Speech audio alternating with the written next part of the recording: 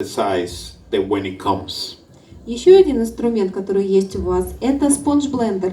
Единственное, убедитесь, что он как следует смочен. Он должен увеличиться в размерах почти в 2 раза. This is really wet. Вот этот действительно мокрый. Can I use a Kleenex? So the reason that you want to wet is because we will use it to make sure that everything looks more and more natural and blended. So in summarize, the new blending brush you can use for a fuller coverage, the liquid foundation brush for a medium coverage, and then the sponge you can use with either product to make sure that everything is well blended. Я смочил его для того, чтобы растушевать то покрытие, которое мы создали. Итак, у нас есть овальная кисть для тона и контуринга, которая создает более плотное покрытие.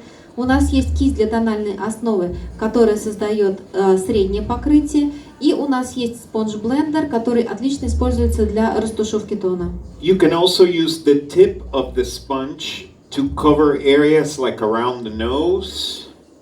Вы также можете использовать кончик спонжа, чтобы нанести тон на зону вокруг носа. And if you have clients with dark under eye circles, I use a little bit of the foundation right around the eye area to neutralize that before I apply corrector. А если у вас есть клиенты, у которых очень темные круги под глазами, я очень часто использую тональную основу, наношу ее немножко под глаза, чтобы нейтрализовать эти темные круги до нанесения корректора. So I'm not replacing corrector, I'm not using it instead of corrector, I'm using it almost as a primer for someone who has under eye circles. Я не использую тональную основу как замену корректора. Я использую его как своего рода основу под корректор для тех, у кого темные круги под глазами.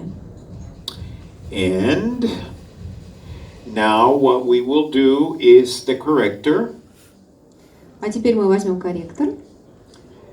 So I apply corrector. This is in light beige. The letters get smaller. Теперь нанесем корректор. Это оттенок светло-бежевый. Буквы с возрастом становятся все меньше и меньше. Right? The letters get smaller. Буквы становятся все меньше. It's not me, it's the Это letters. не я, это буквы. So the difference between the corrector and the peach, the illuminator, is that the under eye corrector brings light. So if you have someone that has bags under their eyes, you can add a little bit of light with the under eye corrector like this. Especially it's great for people who wear glasses.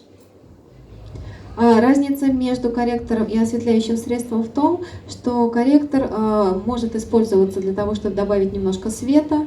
В частности, например, я использую его для тех, кто носит очки, нанося его под глаза вот таким вот образом. So basically I'm giving a flawless, perfecting look to the face now. Итак, я практически создал безупречное лицо, безупречный тон. Also, if you have clients, so if yourself have a very dark lid, you might want to use a little bit of concealer. I would do concealer and then let that dry and then apply your eye primer. So close your eye. Thank you. Если у вас или у ваших клиентов темные верхние веки, можно использовать немножко маскирующего средства. Я очень часто наношу сначала маскирующее средство, а затем основу под тенью. What this is doing is just creating a smooth, even color to the skin so that the eyeshadows will look like the color they're supposed to be. Это средство просто делает кожу ровной, гладкой и однородного оттенка, чтобы тени на коже выглядели именно того оттенка, каким они должны выглядеть. And then I'm applying a little bit of eye primer. А затем я наношу немного основы для теней. One thing is, if you're doing an eye look that has eyeshadow under the eye, I also like to apply a little primer under the eye. So can you look up? Обратите внимание, что если вы создаете образ, где тени наносятся в том числе и на нижние века, я предпочитаю использовать немножко основы для теней и на нижнем веке. Just close to the base of the lashes for the eyeshadow to have something to adhere to.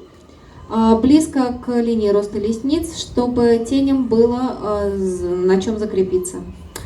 Now we finish the look of the skin for the face with some translucent powder. А сейчас мы завершаем образ и красивую кожу создаем с помощью прозрачной пудры. I apply the translucent powder and then I tap the brush like this so that the powder goes in the bristles so that then I can do a press and roll motion. That way I'm getting powder to go all over in a very smooth way and I don't have to apply too much. Я люблю делать так, наношу немного пудры на кисть, затем немного постукиваю ее, чтобы пудра прошла вглубь кисти, а затем вот такими вот прокатывающими движениями наношу пудру. Благодаря этому она наносится ровно, гладко и нет необходимости использовать слишком много средств.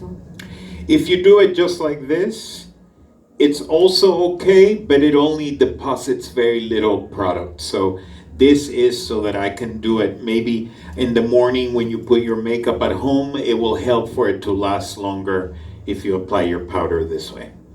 Ее можно наносить и круговыми движениями, но в этом случае достаточно большое количество средств расходуется впустую. Так что если вы делаете макияж, допустим, утром перед рабочим днем, рекомендую наносить именно так, прокатывающими движениями, чтобы макияж был более устойчивым. And the last step is we will do some finishing spray. I do an X and a T, which that makes sure that it covers the full of the face. И заключительный шаг, я наношу немного спрея для фиксации макияжа. Сначала наношу в форме буквы Х, затем в форме буквы Т, чтобы покрыть все лицо. If you have very oily skin, you might want to repeat that process one more time. Если у вас очень жирная кожа, вам можно повторить все то же самое еще раз. So now, let me show you a few of my favorite products. We will start with the brows. А сейчас я покажу вам несколько своих любимых продуктов. Начнем с бровей.